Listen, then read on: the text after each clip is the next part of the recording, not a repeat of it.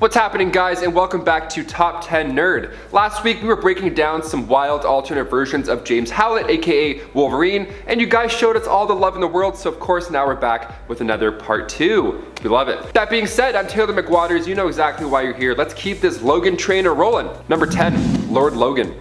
With What If crushing it on Disney Plus currently, we have to take a look at this insane version of Logan from What If Volume 2, Issue 24. What if Wolverine was Lord of the Vampires? I'm still Team Edward, I don't care. The main difference is, of course, that Wolverine has a lust for blood this time around. Other than that, his characteristics don't change too much.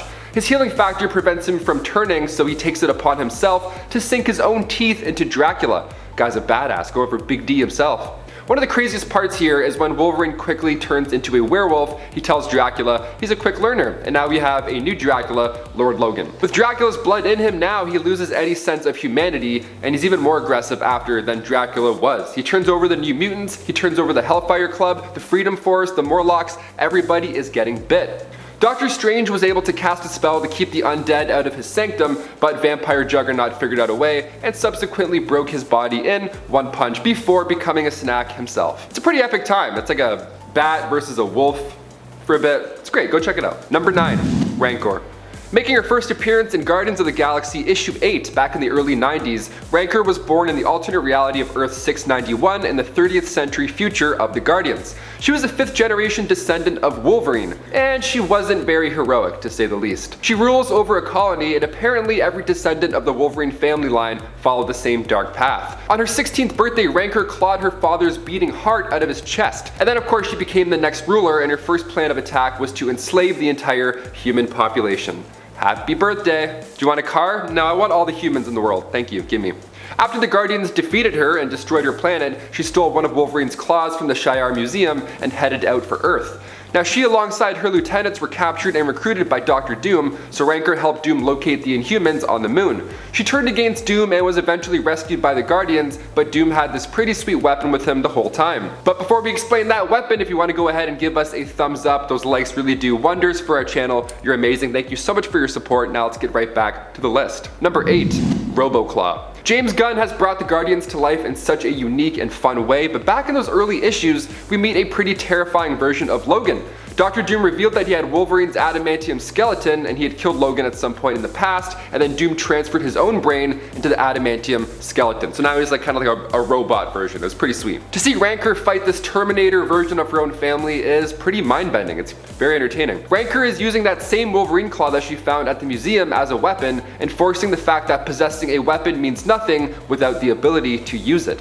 She then stabs the Doom skeleton right in the eye, and that does the trick, followed by a little shock therapy. Number 7, Earth X. James Howlett from Earth 9997, and here he's actually not a mutant, he's pure human. We learned that Wolverine's ancestors were actually a group of early humans known as the Moon Clan. What happened was when the first celestial host arrived, it blocked out the moon, and the moon, to the Moon Clan, I mean, they worshipped the thing, so when it disappeared, so did they. They ducked out in a cave, they weren't sure what was going on, but they wanted no part of it. They were one of the few links of humanity that weren't manipulated by the Celestials. So Logan's natural DNA was now able to evolve, growing into his abilities like enhanced senses, bone claws, healing factors, all the good stuff. So when Charles recruited him into the X-Men, he might have been aware that Logan isn't truly a mutant. So next time there's a lunar eclipse, I'm gonna go hide in a cave somewhere up north, you know, just to see what happens. Number 6, Days of Future Past. In the Age of Ultron comic, we see again a dark future where the Avengers are getting whooped. Ultron is using Vision as a conduit from the future, like the world's most painful game of telephone, and the Avengers don't really see a way to get Ultron to stop, so they send Sue Storm and Logan back in time to find a solution.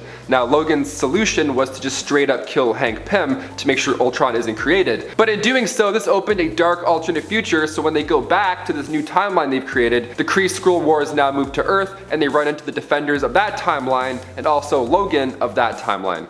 That's a lot of Logans in one story, but is there ever enough? Really? No, never. Number 5, The Hooded Man. Making his first appearance in Fantastic Four issue 558, the Hooded Man is James Howlett from the year 2509. Now at this point, he had given up the whole Wolverine alias, and now he was calling himself the Hooded Man. Reminds me of Hawkeye when he turned into Ronin in like Endgame. We love hooded people. especially Robin Hood, he's OG.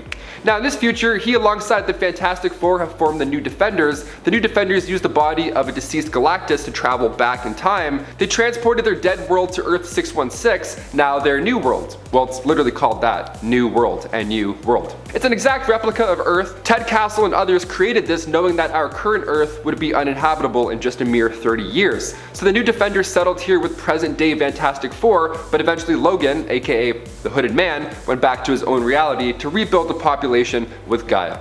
It's gonna be really busy. That's gonna be a busy time. Number 4, Hellverine. First appearing in Wolverine Volume 4, Hellverine was a fierce demon from the underworld, as if his name didn't maybe tip you off already.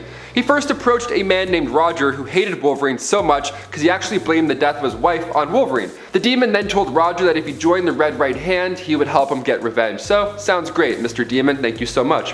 And then he disappeared. So he joined the organization, and he, alongside other Right Hand members, sacrificed a man and a woman in order to get the demon to come back again.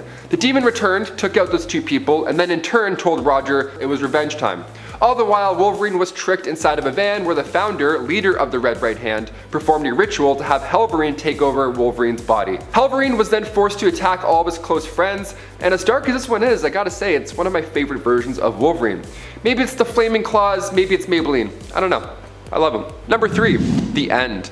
In Wolverine The End, we see an aged Wolverine as he embarks to take down the last of the Weapon X program, all the while he's dealing with himself becoming less immortal. This 6-parter is a great gloomy time. It opens with Wolverine in the snowy landscapes of Canada, struggling to even hunt a deer.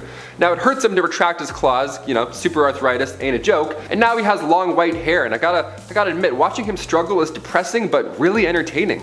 Because in this run he meets his long lost brother who has apparently been watching him for a long time, and his brother tries to make it seem like he's going to help him discover the secrets of his past, but really he's just using him to nuke Vegas. So in the end, literally the end of the end, Wolverine is holding his long lost brother's body. It's quite sad, but definitely worth a read. Bring tissues, you'll need them. Number 2, James Hudson Jr. Jimmy Hudson, okay, first appeared back in the 2010s Ultimate X issue 1, but later on in Ultimate Comics Wolverine issue 4, he was the new Wolverine.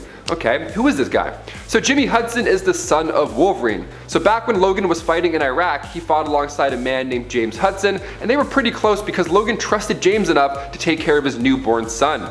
Jimmy's last name was changed when the adoption became official, and Jimmy Jr. had no idea that he too was a mutant until his high school days. He took after his birth father even so. I mean, he was attracted to redheads, he was reckless, and of course, he was absolutely shredded. In Venomized, the Poison Hive invades Earth, and they force symbiotes to bond with various superhumans. When the X-Men helped out, Jimmy was bonded to one himself. And finally, number 1.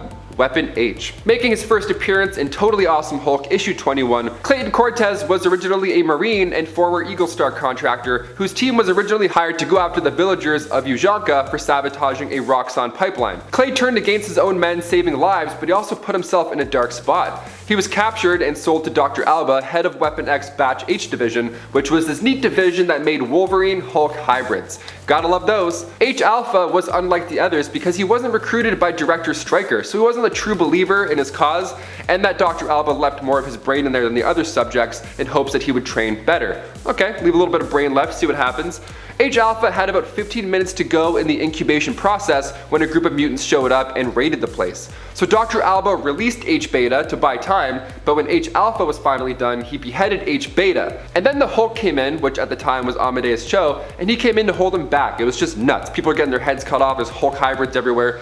It's really loud, it must be a really loud day. Once the Weapon X staff left, Weapon H stopped fighting, and then he jumped far away. Guys, thank you so much for watching. If a part 3 is something you want, let us know. Hit that thumbs up button, and then we'll do the rest. Thank you so much for joining us on Top 10 Nerd. I've been your host, Taylor McWaters. Keep on being you, and we'll see you next time. Peace.